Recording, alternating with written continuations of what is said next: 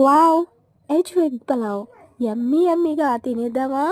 ఈరోజు స్కూల్‌కి తనకి ఇదే చేయమని అడిగింది. సో, అది చేసేసాం పెరుగు చట్నీ గూడా.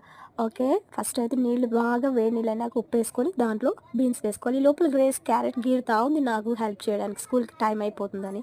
బీన్స్ కూడా ఒలిసేసింది. Thank you so much. నిన్న వెజిటబుల్స్‌కెళ్తే తను వెజిటబుల్స్ కొన్ని దొంగిలించుకొచ్చింది. అవి ఆ బౌల్‌లోవి. ఇవి బాగా కడిగేసుకొని మంచినీళ్ళతో కూడా తీసేసుకున్నాము. ఈ టమాటో వేద్దాం అనుకున్నాం కానీ వద్దనిపించింది. ఆనియన్స్ చూసారా? తెల్ల ఉల్లిపాయలు అనుకున్నారా? కాదు.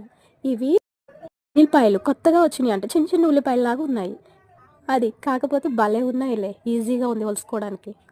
ఇవి పువ్వు వేద్దామంటే నాకిష్టం ఉండదు దీని ఫ్లేవర్ అంతగా. అందుకని దీన్ని చిన్న చిన్న ముక్కలుగా ఒక 2, 3 రెక్కలే వేసుకుందామనమాట. ఇప్పుడైతే బిర్యానీ మసాలా అంతా ఫస్ట్ దాంట్లో వేసేసుకోవాలి. మీకు సరిగ్గా ఎక్స్‌ప్లెయిన్ చేయకపోయినా నన్నేమనుకోకండి ఫ్రెండ్స్. ఓకే. గ్రేసీ కూడా నాకు పాపం హెల్ప్ చేస్తుంది. తన స్కూల్‌కి టైం అయిపోతదేమోనని నేనే చేయమన్నాను.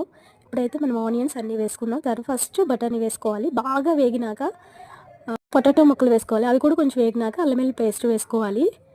ఎందుకంటే అల్లం వెల్లుల్లి పేస్ట్ ముందే వేసేస్తే మాడిపోతది. అంత మంచిగా అనిపించదు. ఇప్పుడు ఉప్పు, కారము కరెక్ట్‌గా వేసుకోవాలి. పచ్చిమిర్చి టేస్టే ఎక్కువ ఉంటది. పచ్చిమిర్చి మనం ఎక్కువ వేసుకుంటాం ఎప్పుడైనా. దాంతో నెక్స్ట్ అన్నీ ఒకదాని తర్వాత ఒకటి వెజిటబుల్స్ అన్నీ వేసుకోవాలి. క్యాబేజీ కూడా వేద్దాం అనుకున్నాం. కానీ టేస్ట్ అంత బాగోదులని వద్దనుకున్నాం. ఇవే కలర్‌ఫుల్‌గా గ్రీన్, ఆరెంజ్, వైట్ కలర్స్ భలే ఉన్నాయిలే కలర్స్‌గా.